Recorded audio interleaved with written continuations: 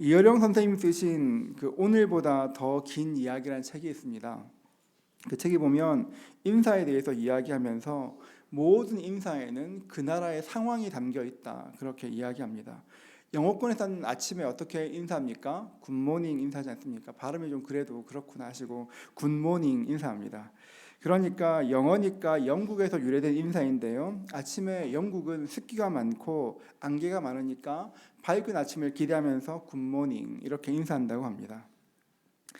굿모닝 이렇게 아침 인사를 하지만 아침 인사가 없는 나라도 있습니다. 그 프랑스 사람들의 인사는 봉주르입니다. 봉주르. 아침에 만나도 봉주르, 점심에 만나도 봉주르, 봉주르입니다.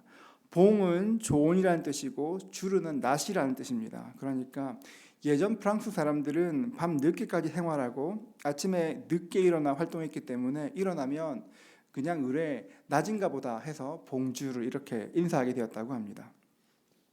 우리나라 사람들의 인사는 어떨까요? 안녕하세요. 네, 안녕하세요. 안녕하세요. 인사합니다. 또 어떻게 인사합니까? 식사하셨습니까? 네, 이렇게 인사합니다. 이어령 선생님은 우리나라 사람들이 꽤 오랫동안 굶주림에 시달렸고 외침도 많았었기 때문에 밤새 안녕하셨는지 식사하셨는지 묻는 것이 인사가 되었다고 이야기합니다. 그러면 유대인들은 이스라엘 사람들은 어떻게 인사할까요? 방금도 인사하던데요. 샬롬 이렇게 인사합니다. 한 번 더 우리 히브리식으로 인사할까요? 샬롬, 샬롬. 네. 제가 이제 비싼 거 알려드리는 겁니다, 여러분. 그 이스라엘 가면 샬롬 이렇게 안 합니다, 여러분. 그 여자분들은 약간 띄어서 합니다. 샬롬 이렇게 인사합니다.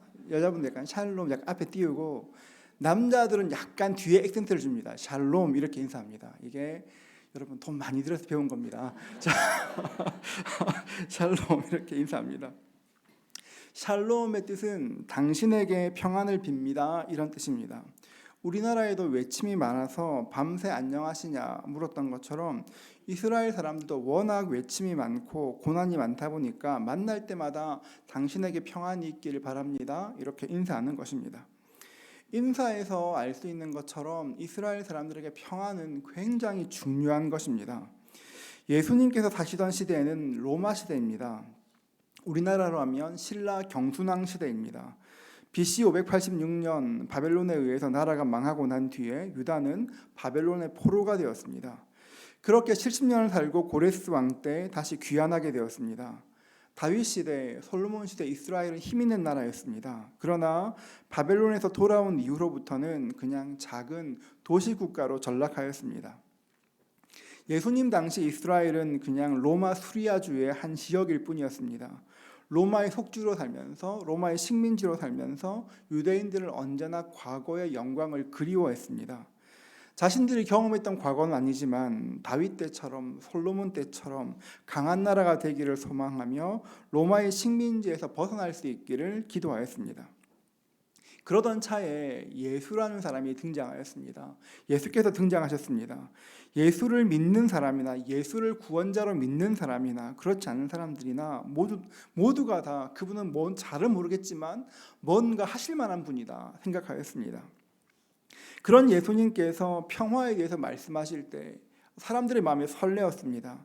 혹시 우리나라가 회복되는 건가? 이스라엘 회복에 대해서 말씀하시는 건가? 생각하였습니다.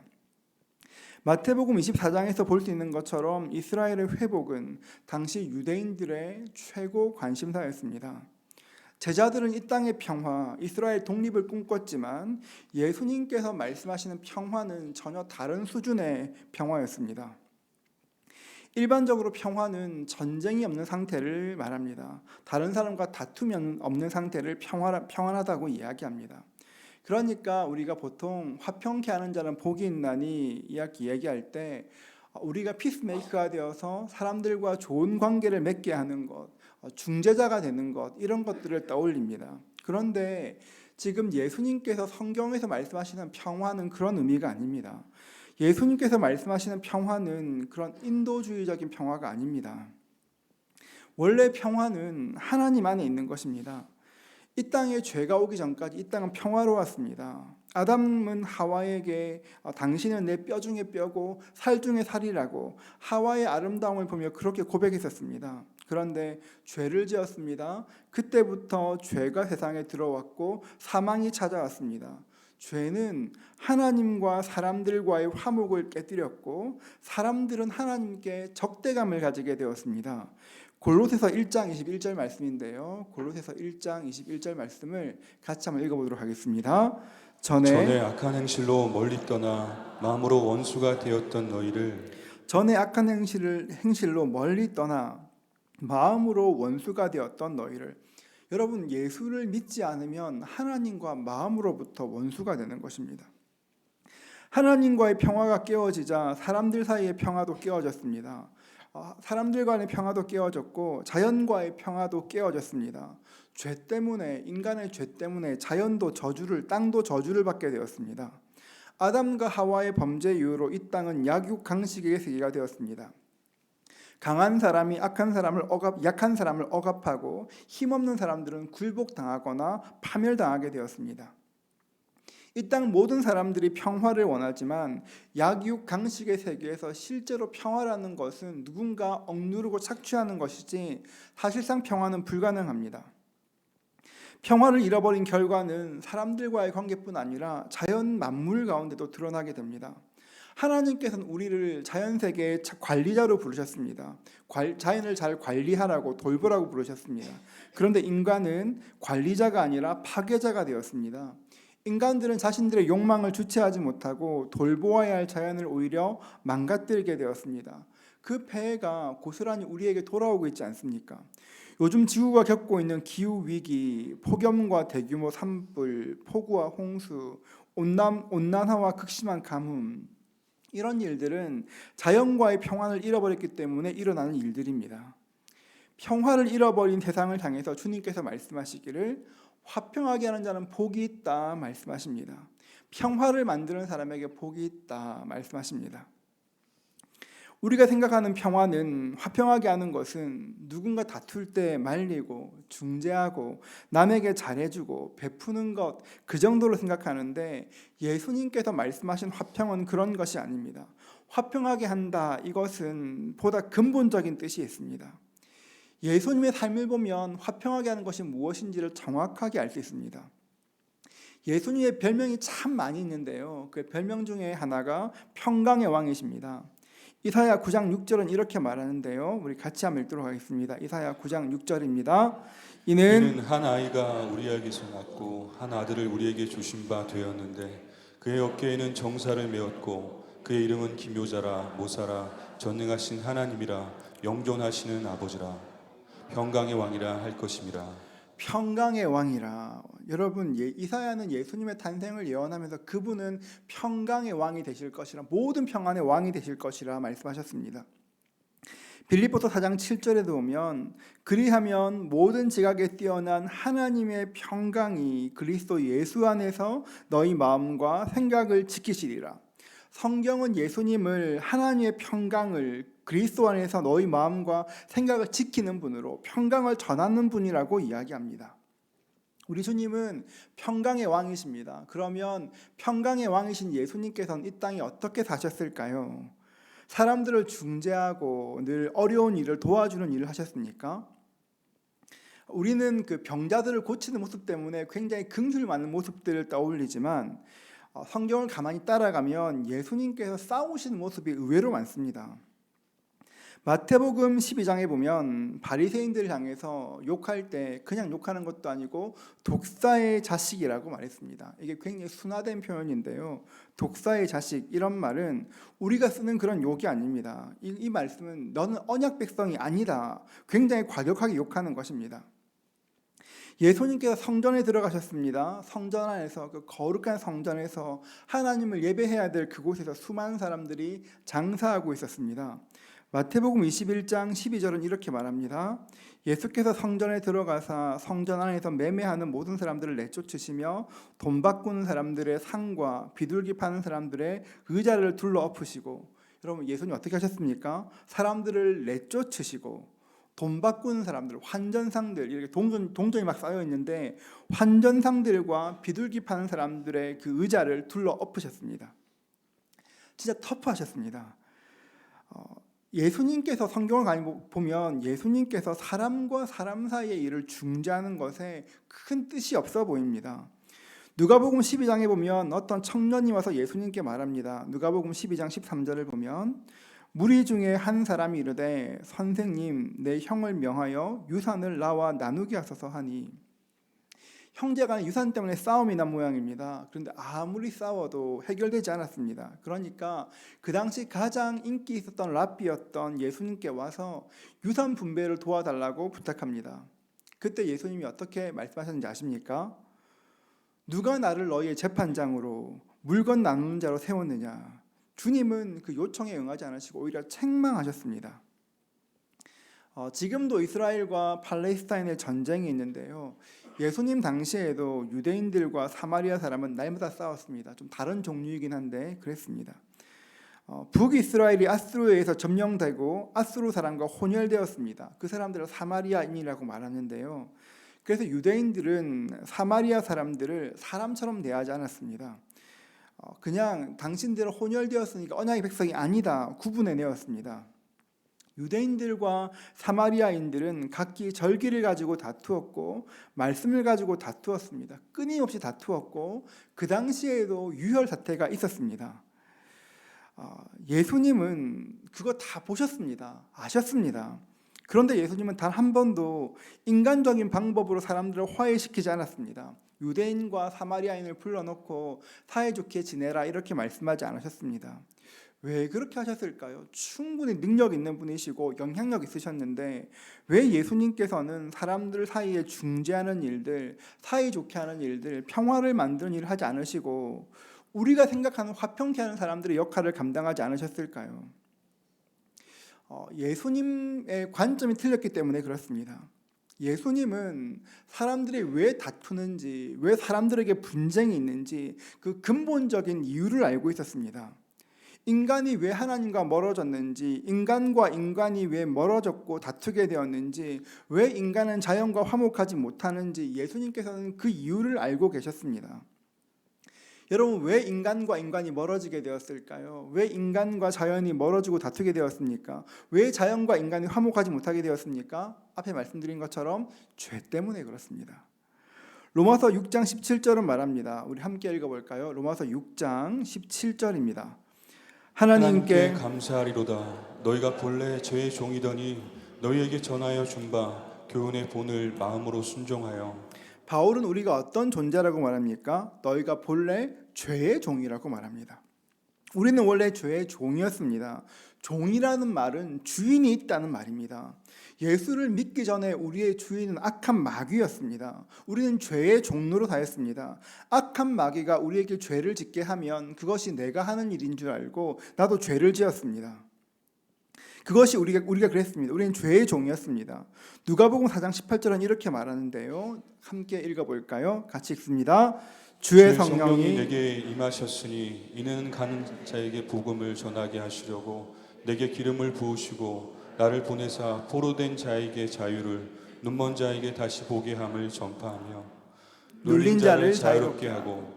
우리가 죄에 포로되었다고 말합니다. 여러분, 포로되은 사람들은 자기 마음대로 할 수가 없습니다. 포로되고 나면 그 포로 잡은 사람이 시키는 대로 해야 합니다. 아무리 우리가 사이좋게 지내려고 해도 악한 주인이 포로 잡은 마귀가 시키면 그대로 해야 되기 때문에 어떻게 사이좋은 관계를 만들고 화목하게 만든다고 해도, 어떤 노력을 기울여 사이좋게 만든다고 해도 근본적인 문제, 죄의 문제가 해결되지 않으면 언제나 그 일들이 반복된다는 것을 알고 계셨습니다. 죄 문제가 해결되지 않으면 아무리 좋은 관계를 만들어도 화평할 수 없다는 것을 주님께서 아셨습니다. 그래서 주님께서 어떻게 하셨습니까? 그래서 예수님께서 십자가를 지셨습니다. 주님이 십자가를 지셨습니다. 예수님은 어떤 관계를 해결하기 위해서 노력하신 것이 아니라 깨어진 관계의 근원을 제거하시기 위해서 십자가를 지셨습니다. 예수님은 이 땅 모든 사람들의 죄를 지고 십자가로 가셨습니다. 십자가에서 예수님은 벌거벗김을 당하시고 온갖 수치를 당하셨습니다. 납이 달린 채찍으로 맞으셨습니다. 너무 많이 맞아 형체를 알아볼 수 없을 정도였습니다.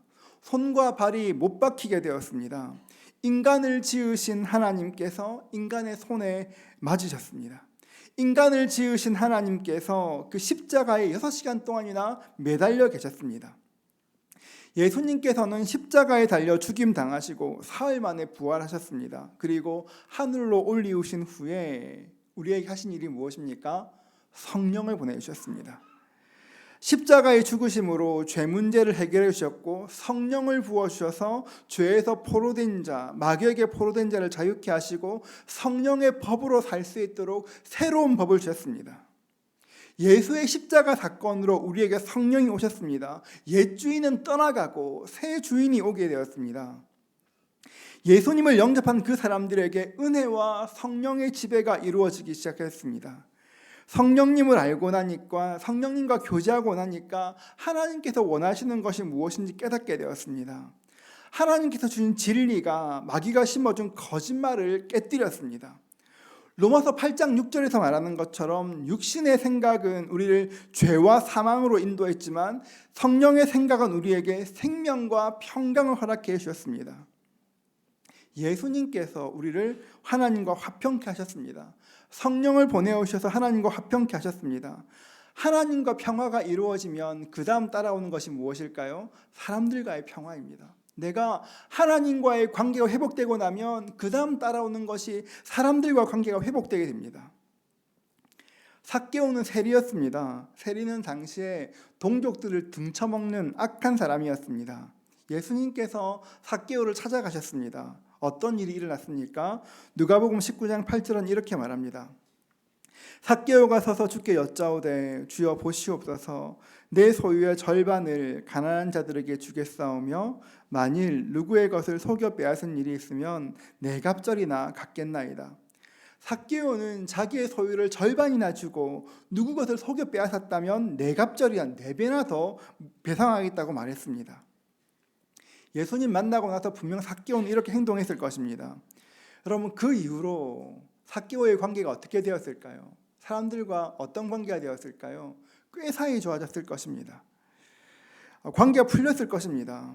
여러분, 사람과의 관계는 사람이 푸는 것이 아닙니다. 여러분, 관계가 얽혔을 때 그 관계를 풀기 위해서 애쓰고 노력해야 되지만 그 관계라는 것이 근본적으로 한번 꼬이고 나면 풀리질 않습니다. 그 관계 누가 풀어야 됩니까? 성령께서 푸셔야 되는 것입니다. 성령님께서 오셔서 성령님의 마음을 받으면 그 관계가 풀리기 시작합니다. 죄사함의 은혜를 받고 성령의 지배를 받으면 기도가 됩니다. 내 안에 하나님의 영이 거룩한 영이 거하시면 성령으로 충만케 되면 영혼들이 사랑스러워집니다. 성령께서 내 안에 계시면 나는 품을 수 없는 넓은 생각들, 넓은 가슴을 품게 되는 것입니다. 성령께서 빌립에게 사마리아로 가서 복음을 증거하라 말씀하셨습니다. 원래 유대인들은 사마리아에 가지 않습니다. 평상시 같으면 어렵겠지만 성령께 순종하여서 사마리아로 가서 복음을 증거하게 되었습니다. 그랬더니만 사마리아 사람들과 유대인들이 그 원수가 지내던 그 사람들이 예수 안에 화목하게 되었습니다. 어떤 행사를 통해서 어떤 이벤트를 통해서 누가 주선해서 관계가 회복된 것이 아닙니다. 성령께서 일하시니까 유대인과 사마리아인이 화목하게 되었습니다. 여러분, 근원적인 문제가 해결되지 않으면, 죄의 문제가 해결되지 않으면 잠시 동안 사이좋게 만든다고 해도 다시 싸울 수밖에 없습니다. 예수님께서 그 사실을 아셨기 때문에 십자가로 가셨고 그것 가운데 죄의 문제들을 해결해 주신 것입니다. 성령을 부어주심으로 마귀의 메시지를 깨뜨리고 성령의 임재 아래 하나가 되었습니다. 예수님께서 우리에게 말씀하시기를 너희도 화평하게 하는 자가 되어라 말씀하십니다. 너희도 화평케 하는 자가 되어라 말씀하십니다. 어떻게 해야 화평케 할 수 있을까요? 우리가 어떻게 해야 화평케 할 수 있을까요? 이야기 많이 들어주고 많이 베풀어주고 좋아요 많이 누르고 이렇게 하면 될까요? 여러분, 그렇지 않습니다. 화평케 하기 위해서 가장 필요한 것이 무엇이면 그 관계 가운데 예수님께서 임하실 수 있도록 기도하는 것입니다. 여러분, 예수 믿는 사람들끼리 마음이 상한 것이 있습니까? 억지로 풀면 진짜 안 풀립니다. 기도해야 됩니다. 주님, 내 마음을 아시는 주님 찾아오셔서 그 모든 관계들을 풀어주시옵소서. 기도해야 되는 것입니다. 만약 예수를 모르는 사람이 있다면 어떻게 해야 될까요? 그 사람이 예수를 알 수 있도록 기도해야 합니다. 하나님과 화목해야 사람과 화목하기 때문에 하나님을 예수를 전하는 일을 해야 되는 것입니다. 지금은 돌아가셨지만 그 이중표 목사님이 쓰신 그 나는 매일 죽노라 이런 책이 있습니다. 나는 매일 죽노라. 꽤 오래된 책인데 그 책에 감동적인 이야기가 하나 들어 있습니다. 목사님께서 젊은 시절 작은 교회를 담임하고 있을 때였습니다. 교회에 참 신실한 자매님이 계셨습니다. 얼마나 믿음이 좋은지 새벽에 제일 먼저 와서 기도하시고 봉사도 남들보다 먼저 하시는 분이셨습니다. 그런데 이 자매님께 큰 고통이 있었습니다. 남편이 조금 그랬습니다. 남편이 우편 배달부였는데 예수님을 안 믿는 사람이었고 날마다 술을 마셨습니다. 술을 마시는 것도 그런데 술을 취해 집에 오면 그렇게 아내를 때렸습니다. 목사님께서 이 일을 알고 한 번은 찾아가셔서 그렇게 하지 마시라 권면하였습니다. 그 말을 듣고 내가 내 아내 때리는데 네가 웬 간섭이냐 그러면서 목사님께 사납게 달려들었습니다. 며칠이 지났습니다. 그 집 아들이 헐레벌떡 뛰어와서는 엄마가 죽었다고 했습니다. 놀러 가보니까 그 자매님이 바닥에 피를 흘려 쓰러져 있었습니다. 남편이 술을 마시고 들어와서 그 큰 목침으로 부인을 때린 것이었습니다. 목사님은 즉시 부인을 업고 보건소로 뛰어갔고 겨우 이렇게 위기를 모면하게 되었습니다. 그때 목사님이 한 가지 결심하셨습니다. 내가 설령 두들겨 맞는 한이 있어도 목사니까 때리지 못하니까 두들겨 맞는 한이 있어도 내가 그 사람 전도하겠다 그 마음 품었습니다. 어느 수요일 밤 그분을 찾아갔습니다. 마침 저녁 식사 중이었는데 그분을 보고 말했습니다. 선생님 오늘 저녁에 나하고 같이 교회 갑시다 말했습니다. 술에 안 취하면 멀쩡하니까 그렇게 얘기했습니다. 목사님의 얘기를 듣고 계속 말하니까 예 그렇게 합시다 라고 얘기했습니다. 목사님이 식사를 다 할 때까지 옆에 딱 기다렸습니다. 밥을 먹더니만 일어서서 화장실에 간다면서 슬그머니 자리를 떴습니다. 도망가는구나 싶어서 급하게 화장실까지 따라갔습니다. 옛날에 화장실이 그 밖에 있을 때 얘기입니다. 목사님께서 남편을 따라가시자 정말 화장실에 들어갔고 목사님 화장실 문 앞에 기다리기 시작했습니다. 10분이 지나고 20분이 지나고 30분이 지나도 안 나왔습니다. 옛날에는 교회에서 종을 2번 쳤습니다. 예배 30분 전에 종을 치고 예배 시간에 종을 쳤습니다. 예배 시간 30분 남았다고 종을 쳤습니다. 목사님이 얼마 좀 마음이 급하겠습니까? 그래도 떠나지 않고 꿋꿋이 화장실을 지켰습니다. 인기척을 내며 기다렸습니다. 견디다 못한 남자가 화장실 문을 열고 나오면서 말했습니다. 정말 지독하네. 목사님은 그분의 팔짱을 끼고 교회로 갔습니다. 태권도 유단자 2명을 딱 붙이고 함께 예배하였습니다. 원래 준비했던 설교가 아니라 하나님 마음 주시는 대로 가장 긍휼한 마음으로 기도하는 마음으로 간절한 마음으로 설교하였습니다. 목사님 말씀이 어떤 내용인지 기억 잘 안 나는데 이런 내용이라고 합니다.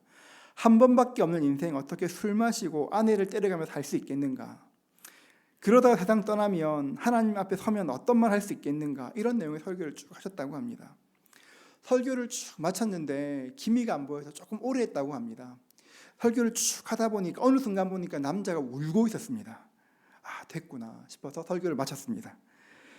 예배를 마치고 남편이 말했습니다. 목사님 제가 오늘부터 예수를 믿겠습니다. 그리고 내일 새벽부터 교회 종은 제가 치겠습니다. 괜찮겠습니까? 하니까 목사님 그러시라 얘기했습니다. 다음 날부터 그분이 새벽에 종을 치게 되었고 술도 끊게 되었고 아내를 때리던 습관도 고치게 되었다고 합니다. 옛날에 그 우편 배달부들이 얼마나 많이 다녔습니까? 집집마다 편지를 전하면서 말했습니다. 편지 왔습니다 말하고 편지를 건네받으면 천국에서 온 편지도 있습니다. 이렇게 말하면서 전도하기 시작했습니다. 그분이 얼마나 많은 사람을 전도했는지 모릅니다. 그 후에 그분은 신학 공부를 하고 삼양동에서 목회를 하게 되었다고 합니다. 여러분, 화목하게 하는 것 굉장히 단적인 예지만 화목하게 하는 것은 사람이 아니라 성령님이 하시는 것입니다. 여러분, 관계가 꼬였을 때 우리가 해야 될 일은 하나님보다 앞서면 안 되는 것입니다. 여러분 혹시 억지로 관계를 풀기 위해서 한번 애써보셨습니까? 부부간의 관계가 꼬였을 때 억지로 풀기 위해서 애써보셨습니까? 애쓰셔야 됩니다, 여러분. 애쓰셔야 됩니다. 그런데 애쓰고 노력할 때 어떻게 하면 내가 내 배우자의 마음을 돌이킬까 하는 것이 아니라 가장 먼저 해야 될 일은 하나님께 기도하는 것입니다. 하나님, 어떻게 해야 배우자의 관계를 풀 수 있을까요? 배우자와 마음이 통하지 않으시는 분이 계십니까? 우린 왜 이럴까?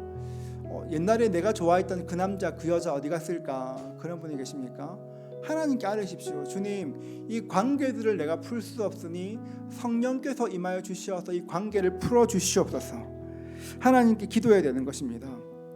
솔로몬이 아버지를 이어 큰 나라를 이어받았습니다. 왕이 되니까 평화롭게 지나고 싶지 않았겠습니까? 그래서 평화하고 싶으니까 주변의 수많은 나라의 그런 공주들과 정략 결혼하였습니다. 자신의 힘으로 평화를 지키려고 했습니다. 그 결과가 무엇인지 아십니까? 내 힘으로 평화를 만들려고 하니까 그 결과가 무너지는 것이었습니다. 자신도 무너졌고 나라도 무너졌습니다.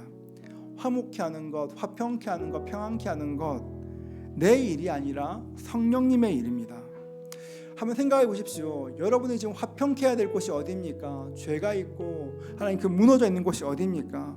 성령님을 초청하십시오. 주님, 그곳 가운데 주님 임재하여 주시옵소서. 주님, 이 관계 가운데 임재하여 주시옵소서. 혹시나 아직 복음이 들어가지 않은 분이 계십니까? 하나님, 그렇다면 그 사람의 복음을 증거하여 주시어서 복음으로 녹이시옵소서 기도해야 되는 것입니다. 우리가 그렇게 화평케 하면 어떤 일이 생길까요? 주님의 영광이 임하게 될 것입니다. 주님의 영광이 임하게 될 것이고 우리를 하나님의 아들이라 일컬게 될 것입니다. 하나님의 아들이다. 이 말은 당신 하나님의 상속자이다 하는 것입니다. 그리고 여러분을 통해서 하나님의 영광이 보이게 될 것입니다. 사람들이 나를 볼 때 허물 많은 내 모습이 보이는 것이 아니라 존귀한 하나님의 형상이 보이게 될 것입니다. 하늘로부터 영적인 권세가 임하고 관계 가운데 은혜 주시는 것들을 경험할 것입니다. 여러분, 성령님으로 화목할 수 있기를 축복합니다.